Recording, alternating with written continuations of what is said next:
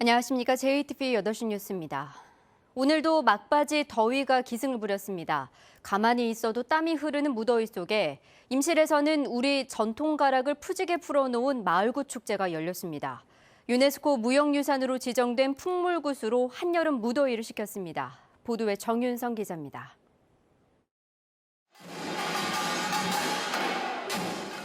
전국에서 몰려온 젊은 풍물패들로 임실 필봉마을이 들썩거립니다. 꽹과리와 부기 여건에는 신명나는 우리가락이 무더위를 뚫고 폭포수처럼 쏟아집니다.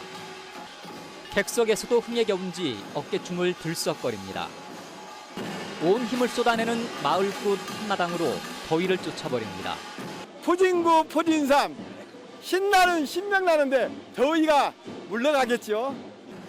전국 풍물굿 경연대회에는 전국에서 11개 팀이 참가해서 힘차고 구성지게 풍물굿을 풀어냈습니다.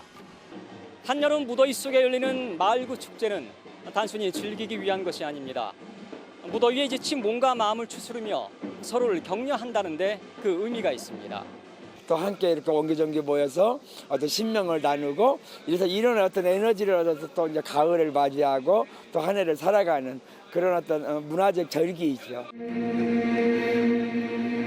풍물과 연극이 만난 전통 연희극은 색다른 맛을 선사합니다. 서툴지만 택견 동작을 따라하며 전통 무술에 도전해보기도 합니다. 시골 마을에선 제철을 만난 봉숭아가 꽃망울을 터뜨려 마을 주민들이 모여 추억의 시간을 갖기도 했습니다. JTBC 뉴스 정유정입니다. 완주군이 100억 원을 들여 만든 금개구리 생태습지가 제 기능을 하지 못하고 있습니다. 변변한 체험시설과 프로그램도 없을 뿐 아니라 실제로 금개구리가 살고 있는지 파악조차 되지 않고 있습니다. 주혜인 기자의 보도입니다. 지난 2016년 조성된 금화습지 생태공원입니다. 설계 과정에서 금개구리가 관찰되면서 금개구리를 뜻하는 금화라는 이름이 붙었습니다. 금개구리 서식처를 중심으로 생태학습장, 생태관찰로 등을 만드는데 모두 100억 원이 들었습니다. 하지만 생태학습장엔 이 같은 안내판만 있을 뿐 방문객이 직접 체험하고 금개구리를 관찰할 수 있는 시설은 하나도 없습니다. 생태공원을 안내하고 설명하는 사람도 없습니다. 해설사 같은 사람은 있어요? 없다니까요. 이제 그 간판 써붙이고 보고 학생들 데리고 오면 선생님이 해설을 다. 안내판을 제외하고 있는 시설이라곤 벤치가 전부. 일반 공원과 별반 다를 게 없습니다. 실제로 금개구리가 있는지 파악조차 되지 않습니다. 금개구리 같은 경우에는 지금 몇 마리 정도나 서식하고 있나요? 그거는 지금 현재는 알 수가 없어요. 완주군은 만경강 수질관리 사업의 하나로 공원을 조성했을 뿐이라며 사업 취지에 어긋난다는 이유로 생태공원의 기능을 갖추는 데는 손을 놓고 있습니다. 서식지 복원을 해놨다고 해서 금개구리를 사람들이 가서 이렇게 볼 수 있게끔 이렇게 그것까지 시설물을 해주고 이런 사업은 아니에요.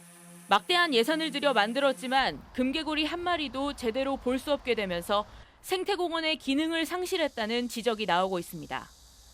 JTBC 뉴스 주혜인입니다. 직장 내 괴롭힘 금지법이 본격 시행된 뒤 한 달 동안 고용노동부 전주 익산 군산지청에서 7건의 신고가 접수됐습니다. 유형별로는 부당한 전부 조치 1건, 따돌림 3건, 폭언 2건, 기타 1건입니다. 모두 5건이 법안 시행 이전 사건이거나 직장 내 괴롭힘 요건을 충족하지 못하는 등의 이유로 취하됐고 부당한 전부 조치와 따돌림 등 2건에 대해서는 조사가 이루어지고 있습니다. 일본의 수출 규제로 기업의 피해가 우려됨에 따라 전라북도가 상공회의소와 함께 소재 부품의 국산화를 유도하고 있습니다. 전라북도는 산업별로 조사한 결과 뿌리기계와 자동차 그리고 조선 분야에서 부품의 국산화가 가능한 것으로 분석됐다며 이들 기업의 부품 자립화를 위해 국가 예산 확보에 힘쓰기로 했습니다. 또 일본 의존도가 높지만 전북의 경쟁력을 갖춘 탄소 섬유 분야에서 기업 매출을 높이기 위해 마케팅을 강화하기로 했습니다. 남원에 있는 민간 어린이집 2곳이 국공립으로 전환됩니다.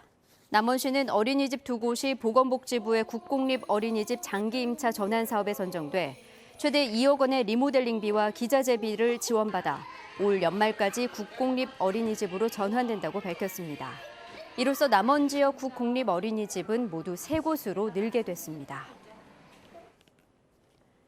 군산시가 모바일 군산 사랑상품권을 다음 달부터 발행합니다. 모바일 군산 사랑상품권 발행 규모는 1,000억 원으로 종이 상품권과 마찬가지로 1인당 월 70만 원까지 구매할 수 있으며 할인율도 10%로 같습니다. 모바일 군산사랑 상품권은 앱을 스마트폰에 설치한 뒤 가맹점에서 QR코드를 찍으면 간편하게 결제할 수 있습니다. 익산시가 2022년을 방문의 해로 정하고 500만 관광도시 만들기에 나섰습니다. 익산시는 우선 관광 컨트롤타워와 부서 협업 체계를 구축해 효과적인 관광 브랜드 개발에 나설 방침입니다. 또 관광지 개발과 인프라시설 구축 등을 위한 장기 정책을 마련하고 문화예술의 거리 활성화 전략도 세우기로 했습니다. 전북수산기술연구소가 내수면 생태계 회복과 수산자원 증대를 위해 토종붕어 종자 27만 마리를 방류합니다. 방류 지역은 익산, 구덕제와 김제, 능제, 완주, 봉동천 등 7곳으로 전라북도는 이 치어가 성장하는 3년 뒤에는 4억여 원의 어업 소득을 올릴 수 있을 것으로 기대했습니다. 지난 2001년부터 하천과 저수지에 방류된 붕어 치어는 모두 466만 마리에 이릅니다. 고창군의 멜론 한 상자가 전국에서 처음으로 이뤄진 멜론 온라인 경매에서 210만 원에 낙찰됐습니다. 오늘 오전 고창군 농업기술센터에서 소비자평가단 100명과 전문가들이 심사를 통해 고창군 최고의 멜론을 선정했고 고창군청의 SNS를 통해 이 멜론의 최고가를 결정하는 온라인 경매가 실시됐습니다. 오늘 새벽 2시쯤 전주시 태조로 한옥마을의 2층 가게에서 불이 나 집기 등을 태우고 20분 만에 꺼졌습니다. 영업이 끝난 뒤여서 인명피해는 없었습니다. 경찰은 전기적 요인으로 불이 난 것으로 보고 목격자 등을 상대로 정확한 화재 원인을 조사하고 있습니다. 오늘 남원의 낮 기온이 31.7도를 기록하는 등 대부분 지역의 낮 기온이 30도를 넘었습니다. 오늘 밤 군산과 익산 등 일부 내륙에 5에서 40mm의 비가 내릴 것으로 예상됩니다. 내일 아침 기온은 18도에서 22도, 낮 최고 기온은 29도에서 31도를 기록하겠습니다.